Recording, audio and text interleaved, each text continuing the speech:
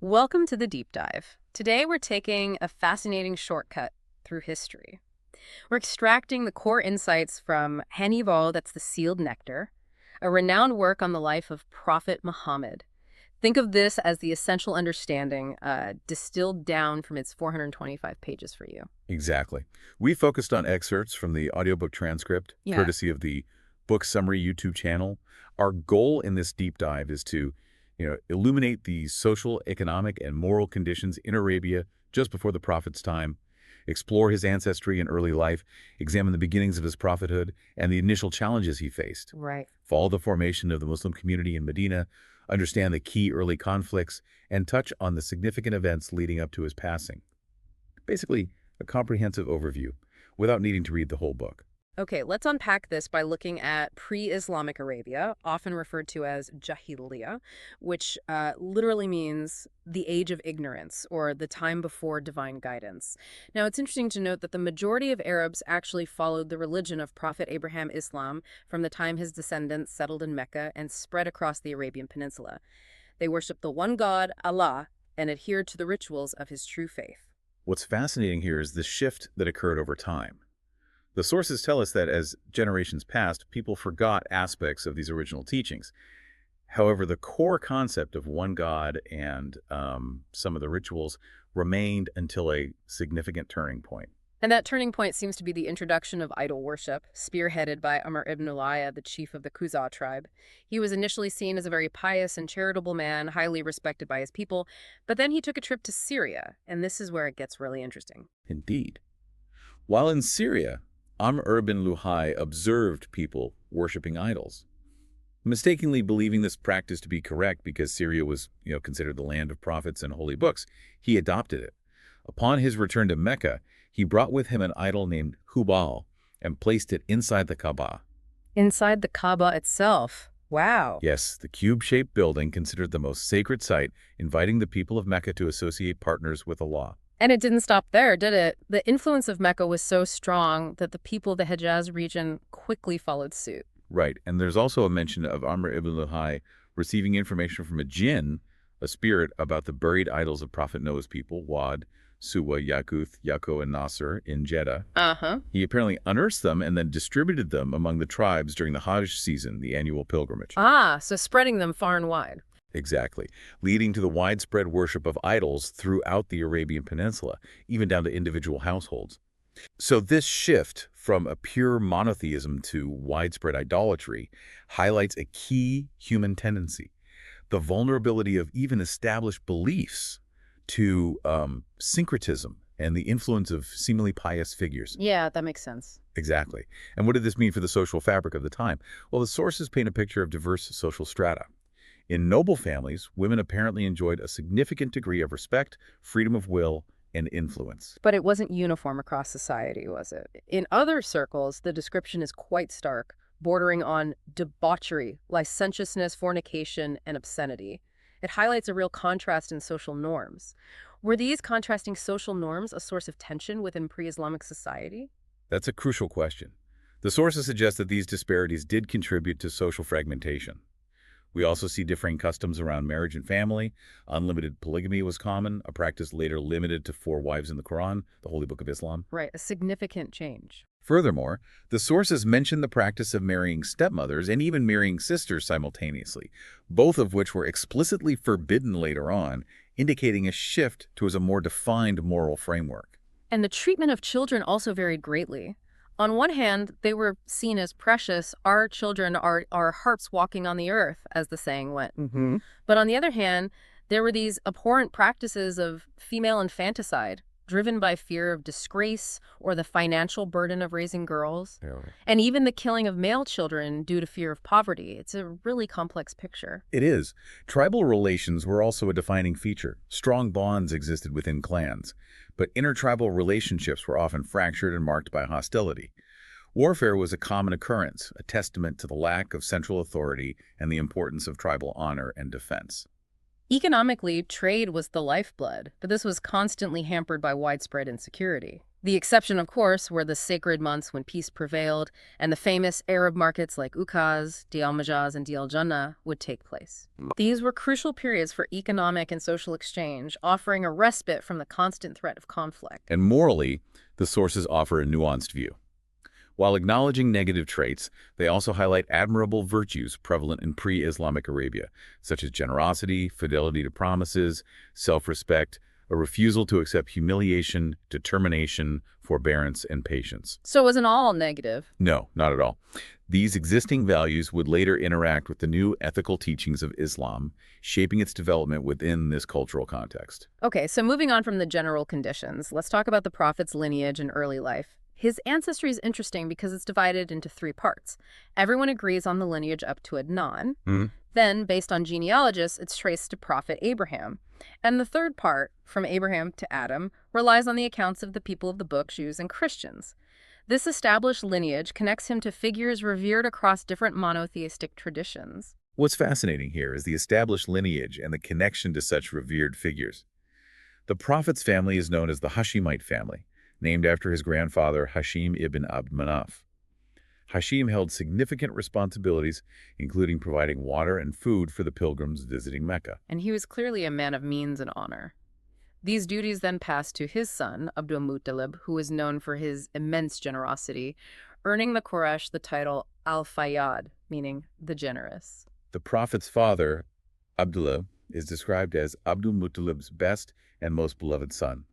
Abdul Muttalib chose Amina bint Wahab for him, who was considered the best woman in Quraysh in terms of lineage and status. Her father was the chief of Banu Zura, a position of considerable influence. Okay. They married in Mecca, but tragically Abdullah passed away in Medina before the Prophet's birth while on a business trip to buy dates. So the Prophet was born an orphan. Yes. In the Bani Hashim quarter of Mecca, on a Monday, the 9th of Rabi'ul Awwal, in the year of the elephant, his mother immediately sent word to his grandfather, Abdul Muttalib, who was overjoyed. He took the baby to the Kaaba, prayed and thanked Allah, and named him Mohammed, a name not commonly used among the Arabs at the time. Interesting. The initial nursing period is also noteworthy. Thuwayba, Abu Lahab's freed slave, was his first wet nurse for about a week after his mother. Interestingly, she had also nursed Hamza ibn Abdul Muttalib, the Prophet's uncle, and later nursed Abu Salama ibn Al-Asad al-Makhzumi. And then, following the Arab tradition, Abdul Muttalib sought a wet nurse from the desert, specifically from the tribe of Banu Sa'd. This was believed to be beneficial for the child's health, physical strength, and the purity of their Arabic language. Right, for language acquisition. Halima al-Sadiya became his primary nurse, and she reportedly witnessed many blessings during her time with him. Here's where it gets really interesting, the incident of the splitting of the chest. Yes, a profound event. According to narrations, when the Prophet was about 4 years old, the angel Gabriel came to him while he was playing with other children. Gabriel took him aside, split open his chest, removed his heart, and extracted a clot, which he described as the devil's share. Wow. He then washed the heart with Zamzam water in a golden basin, rejoined it, and returned it to its place. The other children must have been terrified. They were. They ran to Halima, telling her that Mohammed had been killed. When they found him, his complexion was pale. Anas, a companion of the Prophet, even mentioned seeing the mark of the stitching on his chest later in life. Understandably, Halima was concerned after this event. Yes, she was, and she returned him to his mother, Amina. The Prophet stayed with his mother until he was 6 years old. To honor the memory of her late husband, Amina decided to visit his grave in Yathrib, which is Medina. She undertook this journey of about 500 kilometers from Mecca with her young son and her servant, Ayman. A long journey. They stayed for a month, but on the return journey, Amina fell ill in the early stages and sadly passed away in Al-Abwa, a place between Mecca and Medina. So by the age of 6, the Prophet was an orphan twice over, having lost both parents. Exactly. His early life was marked by hardship. We learn that he worked as a shepherd for Banu Sa'd and later for the people of Mecca for a small wage. It seems he then transitioned to trade as he grew older. He even partnered with Sa'ib ibn Abi al-Sa'ib al-Makhzumi and was known to be an incredibly trustworthy business partner. His reputation for honesty, trustworthiness, and noble character preceded him. When he was 25, Khadija bint Khuwailid, a respected and wealthy woman who employed men for trade, heard about him. She entrusted him with her merchandise for a trading journey to Syria, accompanied by her servant, Seerah. And this journey proved to be very successful. Upon his return, Khadijah noticed the abundance and blessings in her wealth, unlike anything she had seen before. Her servant also recounted the remarkable qualities he observed in the Prophet, his truthful speech, noble character, and sound judgment. Right, Seerah's testimony was crucial. This deeply impressed Khadijah. So much so that Khadijah confided in her friend Nafisa bint Manabi, who then approached the Prophet to suggest marriage. The Prophet agreed, and his uncles formally proposed to Khadijah. They married 2 months after his return from Syria. It was a significant union, not only personally but also in terms of Khadijah's social standing and her later support for his mission. Absolutely. Now let's delve into the beginning of his prophethood and the early call to Islam. Around the age of 40, the Prophet developed a love for solitude. He would often retreat to the cave of Hira in Jabal al-Nur during the month of Ramadan. Which was already a month of spiritual reflection. Exactly. For worship and contemplation, reflecting on the universe and the power of its creator. As his prophethood drew near, early signs began to appear. It's mentioned that a stone in Mecca would greet him. Greet him, like audibly. That's the account, yes. And he started experiencing truthful dreams. Whatever he dreamt at night would come true as clearly as the break of dawn. This continued for 6 months. Then came the pivotal moment in Ramadan when he was 40 years old. While in the cave of Hira, Allah honored him with prophethood, and the angel Gabriel descended with the first verses of the Quran, the holy scripture of Islam. This marked the beginning of his mission. Naturally, the Prophet began by inviting those closest to him, his family and friends, to Islam. These early days saw the initial secret call. His wife Khadija bint Khuwailid, his freed slave Zayd ibn Haritha, his cousin Ali ibn Abi Talib, who lived under his care, and his close friend Abu Bakr al-Siddiq, all embraced Islam on the very first day. That's quite an immediate response from his inner circle. It is, and Abu Bakr was incredibly proactive in inviting others. Because of his amiable nature and good standing in the community, several influential individuals accepted Islam through his efforts. These included Uthman ibn Affan, Zubair ibn al-Awwam, Abdur Rahman ibn Auf, Sa'd ibn Abi Waqqas, and Talha ibn Ubaidullah. Wow, key figures early on. They're referred to as the first to believe and the vanguard of Islam. Following this initial phase, Allah revealed the verse, "And warn, O Muhammad, your closest relatives." The Prophet then gathered his close family, Banu Hashim, and addressed them. He praised Allah, affirmed his oneness, and declared his prophethood. He spoke about the reality of death, resurrection, and the choice between paradise and hell. How did they react? Interestingly, Abu Talib, the Prophet's uncle, while not embracing Islam himself, expressed his strong support and willingness to protect him. However, Abu Lahab, another uncle, reacted negatively and urged the others to stop the Prophet. Internal family opposition right away. Yes, but despite this, Abu Talib stood firm in his protection. This highlights the complex family dynamics at play during the early days of Islam. As the Prophet's message spread, the Quraysh, the dominant tribe in Mecca, employed various strategies to counter it. These ranged from mockery, questioning, ridicule, disbelief, and spreading doubts, to propagating lies and trying to prevent people from hearing the Quran by countering it with what they called tales of the ancients. When these tactics failed to stifle the growth of Islam, the Quraysh escalated to persecution.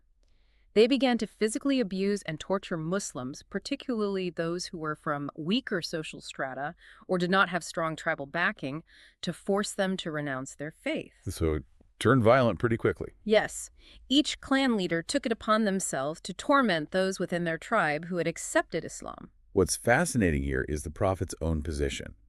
Due to his noble standing and the powerful protection of Abu Talib, he was largely shielded from severe physical harm, although he was not immune to insults and mistreatment from the lower classes. The Quraysh recognized that Abu Talib was steadfast in his support. In a desperate attempt to stop the Prophet, the Quraysh even went to Abu Talib with an outrageous offer. They proposed to give him Amara ibn al-Walid, a handsome and intelligent young man from their ranks, to raise as his own son in exchange for the Prophet whom they intended to kill. That's quite something. Abu Talib vehemently refused this exchange.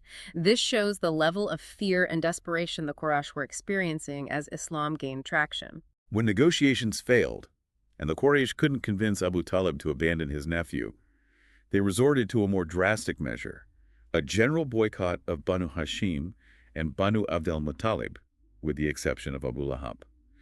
This boycott included no marriage, trade, social interaction, or entry into their homes until they handed over the Prophet for execution. A complete social and economic blockade. Exactly.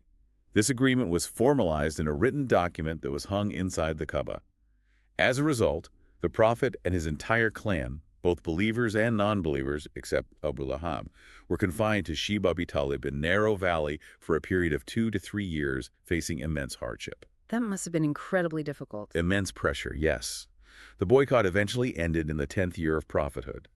Some members of the Quraysh themselves opposed this harsh measure, and it was through the efforts of individuals like Hisham ibn Amr, who secretly supplied Banu Hashim with food at night, that the agreement was eventually nullified. Ah, so there was some internal dissent among the Quraysh. There was. The written document in the Kaaba was also found to have been miraculously eaten by termites, leaving only the name of Allah intact. However, even after the boycott, the pressure on the Muslims continued. Then came what is known as the Year of Sorrow. Within a short period, the Prophet experienced the deaths of his protector, Abu Talib, 6 months after leaving the Shib, and his beloved wife, Khadijah, 2 to 3 months later. A double blow. A huge double blow.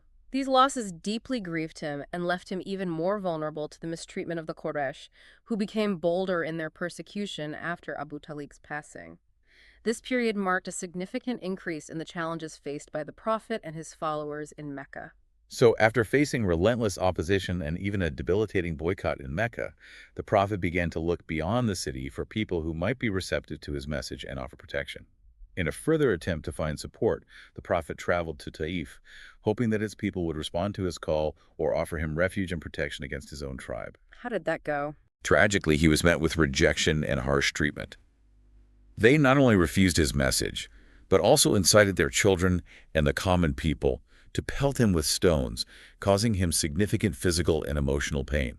That's just awful. Despite the setbacks in Mecca and Taif, the Prophet renewed his efforts to spread the message of Islam, especially during the annual pilgrimage season.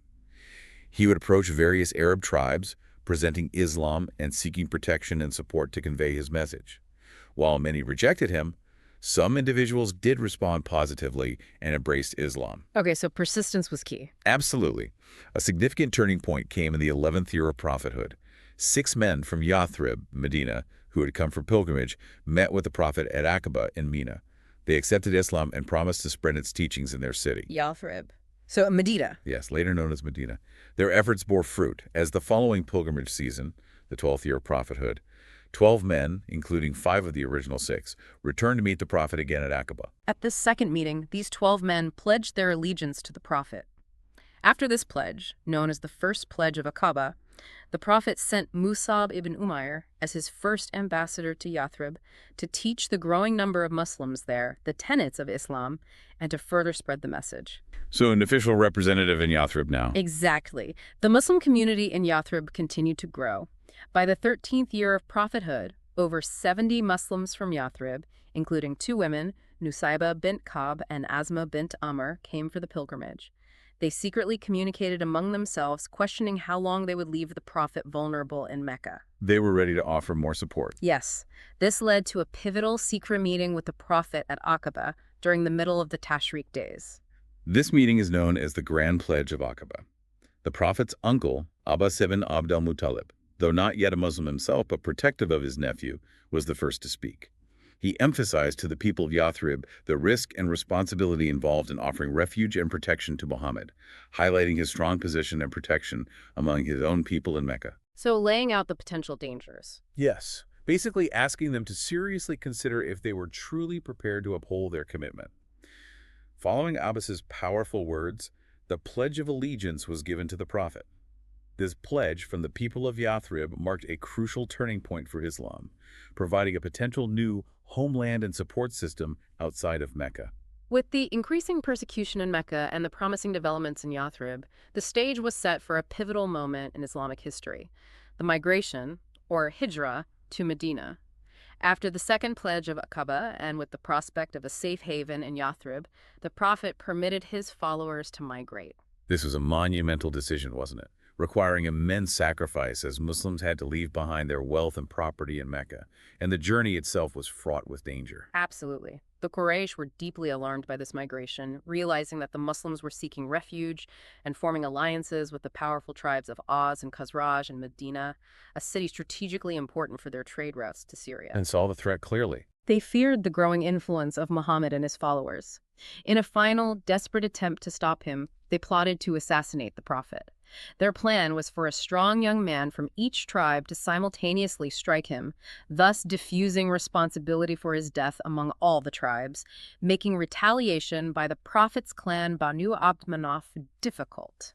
A calculated move. But Allah revealed this plot to the prophet through the angel Gabriel, granting him permission to leave Mecca and specifying the timing of his departure. The prophet instructed Ali ibn Abi Talib to sleep in his bed, covered with his green Hadrami cloak, to deceive the Quraysh into believing he was still there. Using Ali as a decoy. In a miraculous escape, the prophet walked right through the assembled Quraysh outside his house. He took a handful of dust and cast it upon their heads while reciting verses from the Quran. Allah rendered them unable to see him, and he made his way to the house of Abu Bakr. Incredible. Together, they left Mecca under the cover of darkness and headed towards the cave of Thar, in the opposite direction of Medina, towards Yemen. A diversionary route. When they reached the cave, Abu Bakr insisted on entering first to ensure it was safe. He cleared it and found holes in the walls, which he plugged with pieces of his garment. Only 2 holes remained, which he covered with his feet. The prophet then entered and rested his head on Abu Bakr's lap and fell asleep. So Abu Bakr was literally shielding him. Yes. While the prophet was sleeping, Abu Bakr was stung in the foot by something in the cave. Despite the pain, he remained still, not wanting to wake the prophet. However, his tears fell onto the prophet's face, who awoke and asked what was wrong. Upon learning about the sting, the prophet applied his saliva to the wound, and the pain immediately subsided. They stayed in the cave for 3 nights. During this time, they received crucial covert support. Abdullah ibn Abi Bakr, Abu Bakr's son, would spend the night with them and then return to Mecca in the morning, mingling with the Quraysh to gather information about their plans and any pursuit of the prophet and his companion. Acting as an intelligence agent. Exactly. He would then relay this information back to them under the cover of darkness. When the search for them subsided, the prophet and Abu Bakr prepared for the journey to Medina. Along the way, several notable events occurred. Abu Bakr, being older and known, would ride behind the prophet.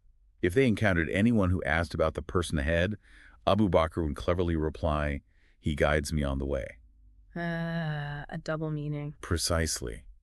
Which the questioner would interpret literally as the road, while Abu Bakr meant the path of righteousness. On the 2nd or 3rd day of their journey, they passed by the tents of Mabad al-Khuzayya, a generous woman who offered food and drink to travelers.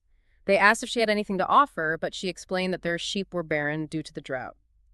The prophet noticed a weak-looking sheep in the corner of the tent and asked if he could milk it. Despite Mabad's skepticism, she agreed. The prophet then touched its udder, recited the name of Allah, and prayed. Miraculously, the sheep's udder filled with milk. Another miracle on the journey. He milked it into a container, and they all drank until they were satisfied, leaving some for Mabad. Further along the journey, they encountered Zubayr ibn al-Awwam, who was returning from Syria with a caravan of Muslim traders. Zubayr gifted the prophet and Abu Bakr white garments. Finally, on Monday, the 8th of Rabi al-Awwal, in the 1st year of Hijrah, the 14th year of prophethood, the prophet arrived in Quba, a suburb of Medina. Quba. He stayed there for 4 days, establishing the first mosque in Islam, the Quba Mosque, and leading the prayers. On the 5th day, he rode towards Medina, accompanied by Abu Bakr and surrounded by members of his mother's tribe, Banu Najjar, who came with their swords drawn to protect him. Later, his family members and Abu Bakr's family also arrived in Medina.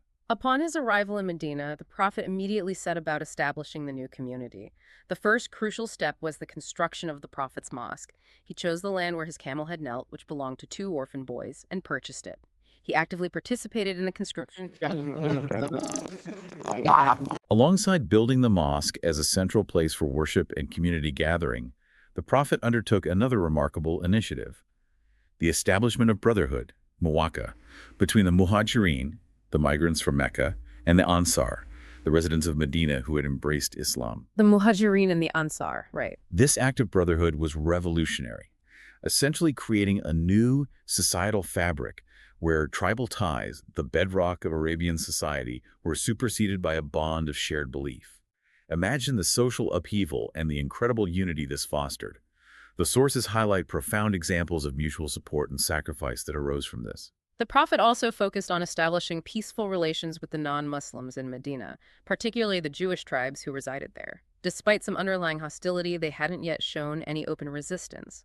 The Prophet concluded a treaty with them, guaranteeing their security, freedom of religion, and protection of their property, without any policy of expulsion or confiscation. Which shows a commitment to coexistence, at least initially. Yes, it demonstrates his commitment to building a stable and inclusive society. The early years in Medina also saw significant conflicts. The first major battle was the Battle of Badr. The primary cause was the interception of a Qurayshi trade caravan returning from Syria, led by Abu Sufyan. This caravan carried immense wealth belonging to the prominent figures of Mecca and was protected by only about 40 guards. A tempting target. Indeed. The Prophet called upon the Muslims to intercept it, hoping that Allah would grant them its wealth. At this point, the Muslim community was still relatively small and not fully prepared for a major military confrontation, numbering around 313 men with very few horses and camels. However, Abu Sufyan was extremely cautious. He learned about the Muslims' plan and sent a messenger, Damdam ibn Amr al-Ghifari, to Mecca to urgently seek help, alerting the Quraysh to the threat to their caravan. So the element of surprise was lost. Right. The Quraysh swiftly mobilized a large army of around 1,300 men, well equipped with horses, armor, and many camels, led by Abu Jahl. A much larger force. When news of the approaching Meccan army reached the Prophet, while he was still en route to intercept the caravan, a major dilemma arose. It became clear that a significant battle was unavoidable. The Prophet held a military consultation with his companions, outlining the situation. Some Muslims, as described in the Quran, were hesitant and fearful of this confrontation. Understandable, given the odds. But the leaders of the Muhajirin and Ansar voiced strong support. Abu Bakr, Umar, and Miqdad ibn Amr pledged their unwavering loyalty. Sa'd ibn Mu'adh, the leader of the Ansar, made a particularly powerful statement, assuring the Prophet of their complete obedience and willingness to follow him anywhere, even if it meant crossing the sea. That must have boosted morale. Tremendously.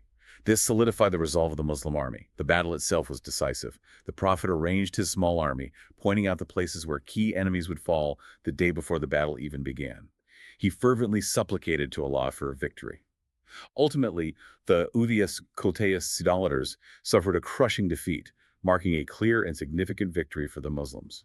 After the battle, the Prophet stood over the bodies of the slain Onyenna and addressed them, reminding them of their rejection of his message and contrasting it with the support he received from the believers. Their bodies were then cast into the wells of Badr. A grim end. The defeat at Badr fueled a burning desire for revenge among the Meccans. The following year, they meticulously prepared for a comprehensive war against the Muslims. They amassed an army of 3,000 men, including forces from Quraysh and allied tribes. But the Prophet had his own intelligence network.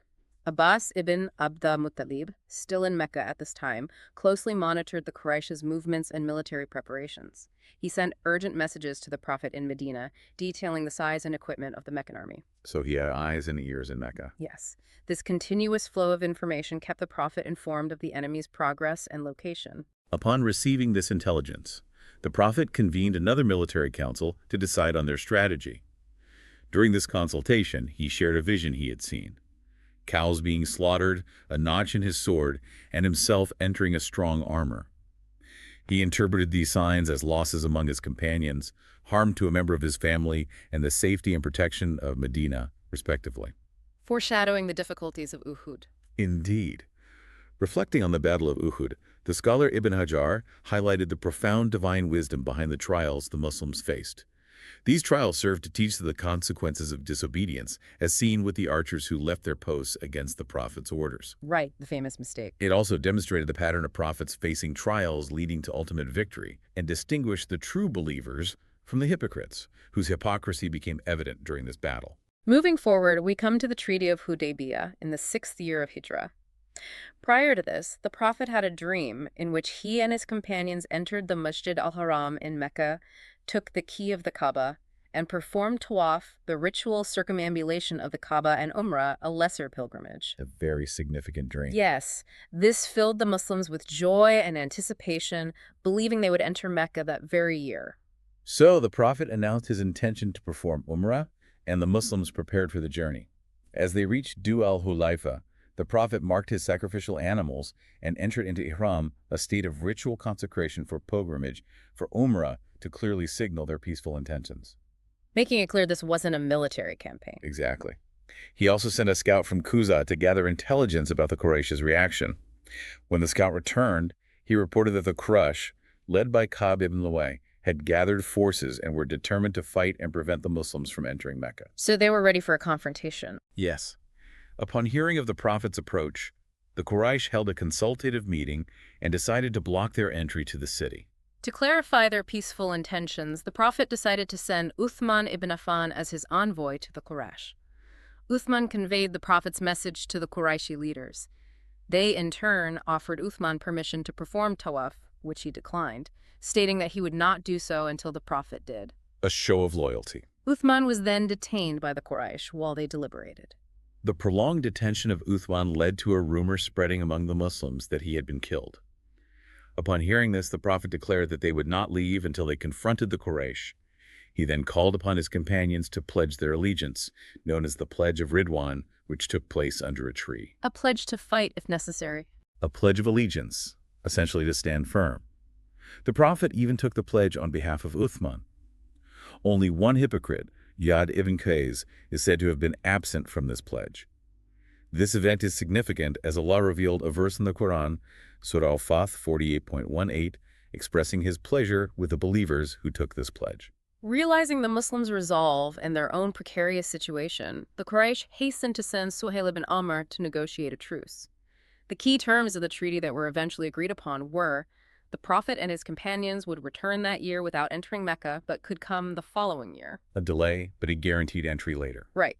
A 10-year truce would be established between the two sides. Tribes would be free to ally with either Muhammad or Quraysh, and any Meccan who went to Muhammad without permission would be returned, but anyone who went to Quraysh from Muhammad's side would not be returned. That last clause seems quite one-sided against the Muslims. It did, and it caused disappointment among some Muslims initially. However, this treaty was a strategic masterstroke. It created a period of peace that allowed the Muslim community to grow and spread its message without constant conflict, a crucial insight into how sometimes seeming setbacks can lead to greater long-term gains. The following year, in Dhu al-Qada, the Prophet commanded all those who had been present at Hudaybiyah to perform the Umrah to make up for the one they missed. Around 2,000 Muslims, excluding women and children, set out for Mecca. Upon entering Mecca, the Prophet rode his camel Al-Qaswa, surrounded by his companions with swords drawn for protection, all reciting the Talbiyah, a devotional invocation recited during the Hajj and Umrah. They stayed in Mecca for 3 days. Fulfilling the terms of the treaty. Exactly. On the morning of the 4th day, the Quraysh requested the Prophet and his companions to leave, as the agreed-upon time had elapsed. They complied and departed, setting up camp in Sarif. This Umrah is known as Umrat al-Qada, the compensatory pilgrimage. The conquest of Mecca, or Fath Makkah, occurred in the 8th year of Hijrah. A key factor leading to this event was the violation of the Treaty of Hudaybiyah.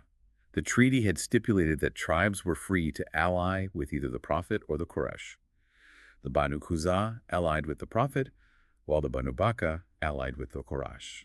Exploiting this alliance, the Banu Bakr, aided by the Quraysh with weapons and even some men under the cover of darkness, attacked the Banu Quza in Shaban 8 AH at a place called Al-Watar. Many from Banu Quza were killed. So the Quraysh broke the truce. Effectively, yes, by aiding their allies in the attack. Budayl ibn Waqra Uquzai and others from his tribe went to Medina to inform the Prophet of this treachery and the Quraysh's involvement. The Quraysh soon realized the grave consequences of their breach of the treaty. They held a consultative meeting and decided to send Abu Sufyan to Medina to renew the treaty and extend its duration. The Prophet had already foretold his companions that Abu Sufyan would arrive for this purpose. Too little, too late, perhaps. It seemed so. In Ramadan of the same year, 8 AH, the Prophet marched towards Mecca with an army of 10,000 companions. When they reached Al-Jufa, his uncle, Abbas ibn Abd al-Muttalib, who had now embraced Islam and was migrating with his family, joined him. A massive army compared to Badr. Absolutely. The Prophet entered Mecca with the Muhajirin and Ansar surrounding him. He went directly to the Black Stone, kissed it, and then circumambulated the Kaaba. In his hand was a bow, and around the Kaaba were 360 idols. All those idols placed over the years. Yes. As he passed each idol, he struck it with his bow, reciting the verse, "Truth has come, and falsehood has departed. Indeed is falsehood by nature ever bound to depart." A powerful symbolic act. Very. When the time for prayer came, the Prophet commanded Bilal, a former slave who was among the early converts, to ascend the Kaaba and call the Adhan, the call to prayer. The following day, the Prophet addressed the people of Mecca, praising Allah and declaring Mecca sacred until the Day of Judgment. He forbade bloodshed within its boundaries and the cutting down of its trees, clarifying that its sanctity had been temporarily lifted for him on the day of the conquest and was now restored. He emphasized the importance of conveying this message to others. A message of peace and sanctity after the conquest. As the Prophet's mission neared its completion and Islam had firmly established its dominance across Arabia, signs of his approaching departure from this world began to emerge in his actions and words. During Ramadan of the 10th year of Hijrah, he observed itikaf, seclusion in the mosque for worship, for 20 days, double the usual 10 days. Unusual. The angel Gabriel also reviewed the entire Quran with him twice that Ramadan. During the farewell pilgrimage, he made poignant statements such as, "I do not know. Perhaps I will not meet you again after this year, in this standing place ever again." And while at Jamrat al-Kaaba, he said, "Take from me your rituals, for perhaps I will not perform Hajj after this year." Clear indications he felt his time was near. Yes. In the early days of Safar, 11 AH, he visited the martyrs of Uhud and prayed for them. Soon after, the Prophet fell ill. Aisha, his wife, narrated his final moments, describing how he leaned on her. She considered it a great blessing that he passed away in her house, in her arms, with their saliva mingling at the time of his death. Oh, so. Abdurrahman ibn Abi Bakr entered with a siwak, toothstick, and the Prophet indicated his desire for it. Aisha softened it for him with her saliva, and he used it well. Afterwards, he raised his hand or finger, his gaze fixed on the ceiling, and his lips moved. Aisha listened to his supplication. "With those upon whom you have bestowed favor, of the prophets, the steadfast affirmers of truth, the martyrs and the righteous, O Allah, forgive me and have mercy upon me and join me with the highest companions." The highest companion. He repeated, "O Allah, the highest companions," 3 times. Then his hand fell, and he passed away. The Prophet Muhammad, peace be upon him, passed away on Monday, the 12th of Rabi' al-Awwal, in the 11th year of Hijrah, at the age of 63 years and 4 days. So as we conclude this deep dive, we've journeyed from the intricate social, economic, and moral fabric of pre-Islamic Arabia to the foundational moments of Islam and the final days of its prophet.